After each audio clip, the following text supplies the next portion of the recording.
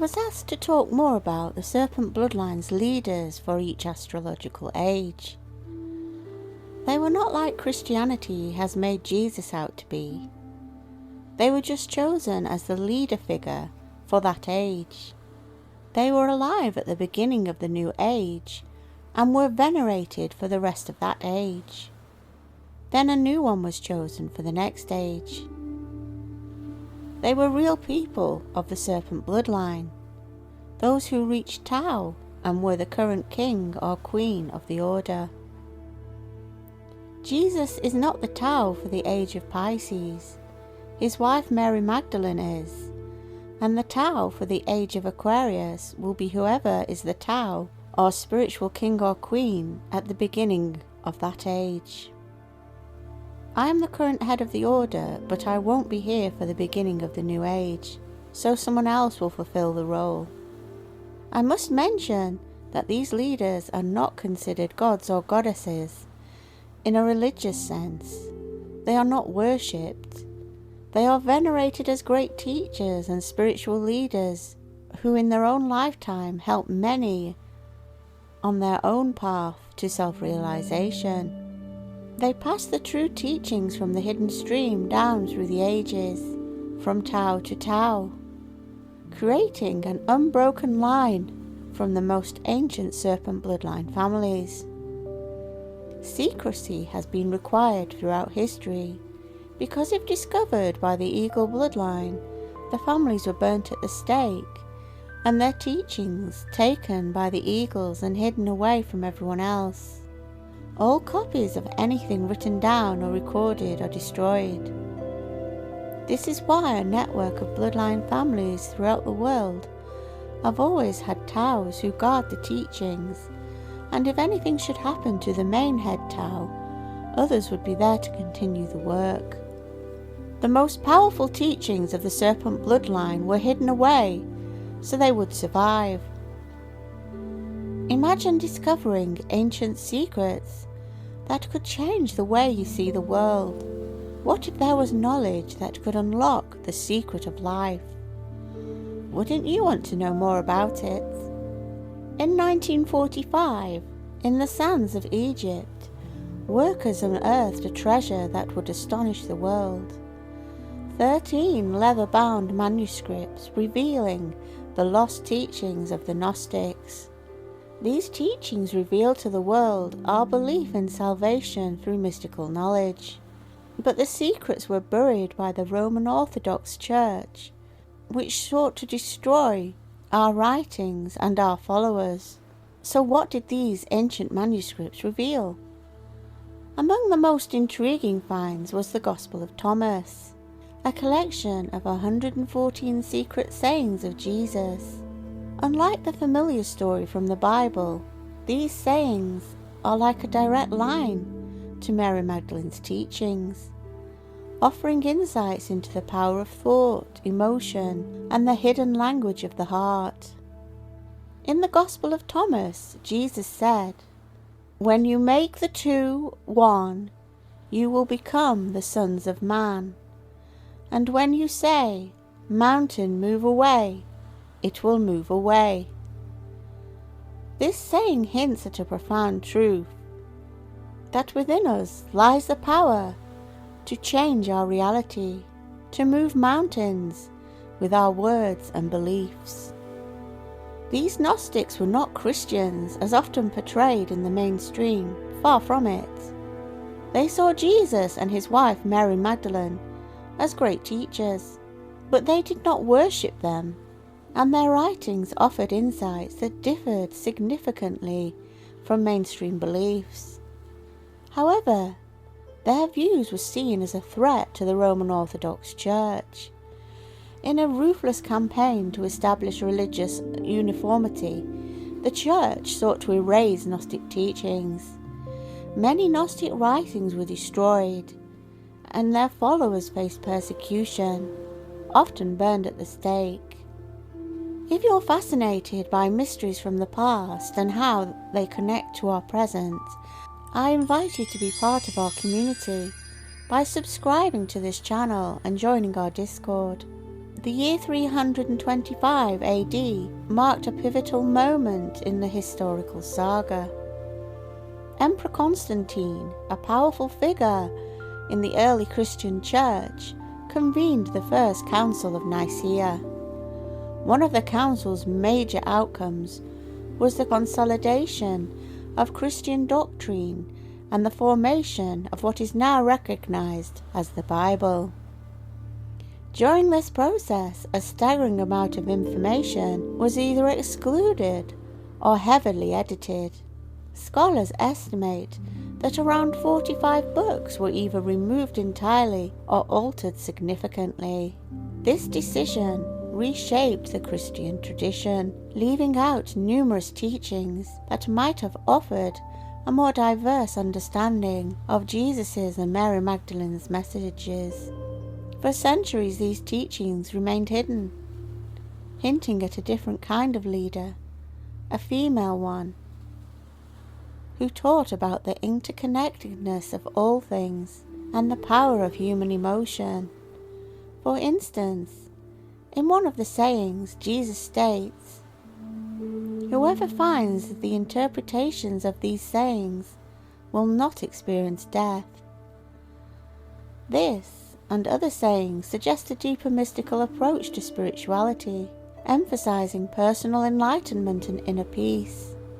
The discovery of the Nag Hammadi library, which included the Gospel of Thomas, reignited interest in these forgotten teachings, alongside other significant finds like the Dead Sea Scrolls and the Coptic texts.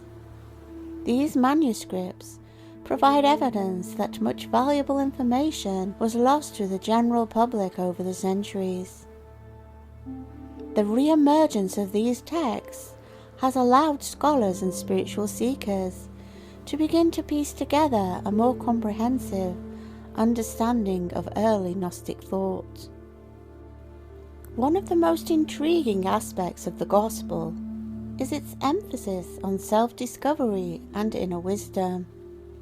The text starts with a powerful declaration. These are the secret sayings that the living Jesus spoke, and Didymus, Judas, Thomas recorded.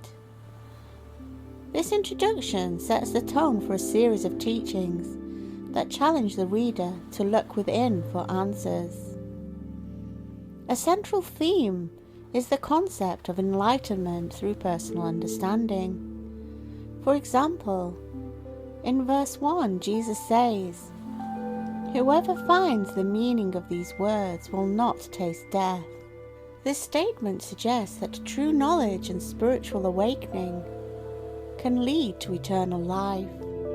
It encourages individuals to seek deeper truths and connect with their inner selves. Another key saying is found in verse 2. Jesus said, "Let him who seeks to continue seeking until he finds. When he finds, he will be troubled. When he becomes troubled, he will be astonished, and he will rule over all." This passage highlights a transformative journey of self-discovery. It acknowledges that seeking the truth can be a challenging and unsettling process, but ultimately it leads to a profound realization and empowerment. It also explores the idea of unity and harmony within oneself. In verse 48, Jesus teaches, "If two make peace with each other in this one house, they will say to the mountain, 'Move from here,' and it will move." This saying underscores the power of inner peace and balance. When we reconcile conflicting parts of ourselves, we can achieve extraordinary things. Verse 106 expands on this idea. "When you make the two one, you will become the sons of man. And when you say, 'Mountain, move away,' it will move away." Here, Jesus speaks about the unification of dualities within us by merging our inner contradictions and achieving harmony. we tap into a profound source of power and potential. It often emphasizes the importance of understanding the interconnectedness of all things. In verse 77, Jesus says, "I am the light that is above all things. I am all. From me all came forth, and to me all attained. Split a piece of wood, I am there. Lift up the stone, and you will find me there." This profound saying suggests that the divine presence is everything and in everything. It encourages us to see the sacred in the mundane and recognize our connection to the divine. If you find my videos meaningful, please consider supporting my channel with a super thanks or by becoming a member. Your support helps me continue to bring you more insights into ancient wisdom and spiritual mysteries. Moreover, it challenges conventional religious practices and encourages direct personal experience of the divine. For instance, verse 113 states, "His disciples said to him, 'When will the kingdom come?' Jesus said, 'It will not come by waiting for it. It will not be a matter of saying, here it is, or there it is. Rather, the kingdom of the Father is spread out upon the earth, and men do not see it.'" This teaching reveals that the divine realm is not a distant place to be awaited, but a present reality to be realized. By exploring the key concepts, we see that the Gospel of Thomas offers a unique and profound perspective on Jesus' teachings. It emphasizes personal enlightenment, inner peace, and the recognition of the divine within and all around us. These teachings challenge us to embark on a journey of self-discovery, to seek deeper truths, and to find the divine present in every aspect of our lives. One of the core philosophical messages is the power of thought and emotion in shaping our reality. This idea is reflected in the teachings that emphasize the importance of inner harmony and unified intention. For instance, when Jesus speaks about making the two one and moving mountains, he is highlighting the immense potential that lies in aligning our thoughts and feelings. This concept suggests that our inner world has a direct impact on the external world, a notion that resonates with many modern spiritual and psychological theories. Another significant insight is the emphasis on self-awareness and personal enlightenment.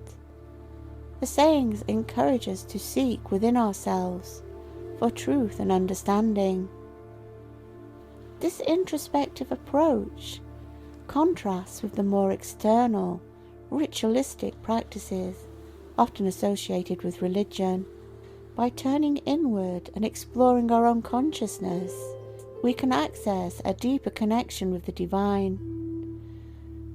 The idea is particularly evident in the saying, "Whoever finds the meaning of these words will not taste death," suggesting that true knowledge and spiritual awakening can transcend the limitations of our physical existence.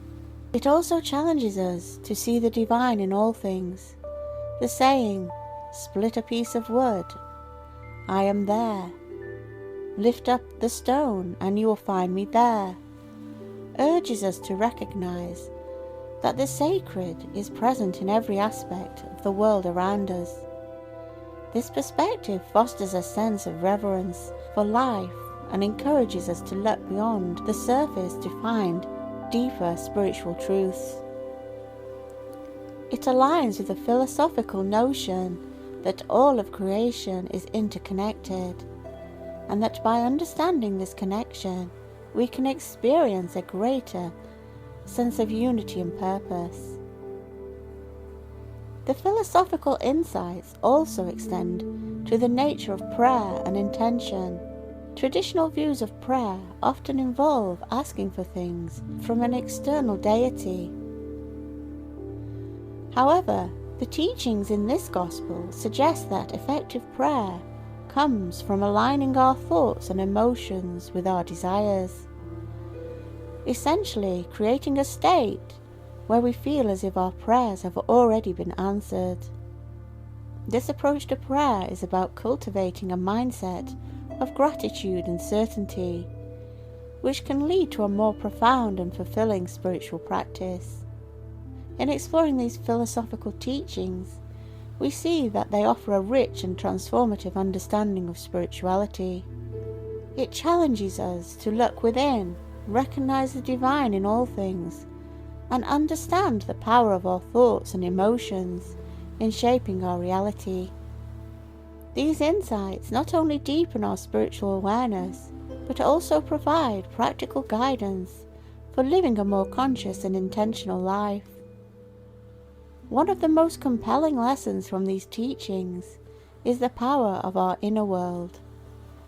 By aligning our thoughts and emotions, we can influence our reality in ways that we never thought possible. This understanding encourages us to take responsibility for our own spiritual journey, seeking enlightenment and inner peace through self-awareness and introspection. It reminds us that the spiritual journey is not about waiting for a distant promise, but about realizing the divine presence that surrounds us every day. And of course, one of the most troubling aspects of these teachings, which upsets the Eagle bloodline so much, is that Jesus was explaining these things he had become aware of since becoming illuminated after performing the great rite with his wife Mary Magdalene, who herself was the head Tao and leader of the family order. So what do we take away from this exploration? The message is clear. Our thoughts and emotions hold immense power. The divine is ever present in our lives, and the spiritual journey is one of personal discovery and inner harmony. Teachings encourage us to live more consciously, embracing the sacredness of each moment and the interconnectedness of all things. Let us carry these insights with us as we continue on our own spiritual journeys. Let the wisdom inspire us to seek deeper understanding, cultivate inner peace, and recognize the divine in all aspects of our lives. By doing so, we not only honor the teachings of Mary Magdalene, but also enrich our spiritual experiences. Thank you for joining me on this journey through the hidden teachings of the Serpent Bloodline. I hope you found valuable insights and inspiration in our discussions. Be part of our community by subscribing to this channel. Until the next video, take care. Bye for now.